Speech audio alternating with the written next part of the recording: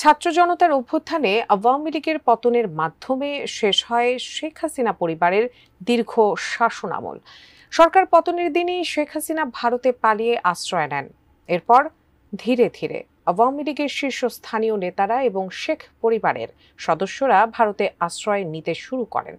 তবে হাসিনার ভাই শেখ জুয়েল ভারতে পালিয়ে থাকার পাশাপাশি নাম পরিবর্তন করে হয়ে গেছেন বিধান মল্লিক। বিস্তারিত শিহাব ইসলামের ডেস্ক রিপোর্টে। দেশের প্রভাবশালী এবং ফ্যাসিস্ট সরকার শেখ হাসিনার পরিবারকে নিয়ে একটি নতুন আলোচনার সৃষ্টি হয়েছে। সাবেক প্রধানমন্ত্রী শেখ হাসিনার চাচাতো ভাই শেখ সালাউদ্দিন, যিনি শেখ জুয়েল নামেও পরিচিত, বর্তমানে ভারতের আধার কার্ডে বিধান মল্লিক হিসেবে পরিচিত হয়েছেন তিনি। এটি বাংলাদেশের রাজনৈতিক মহলে ব্যাপক আলোচনার জন্ম দিয়েছে এবং অনেকেই অবাক হয়েছেন তার এই পরিচয় পরিবর্তনে।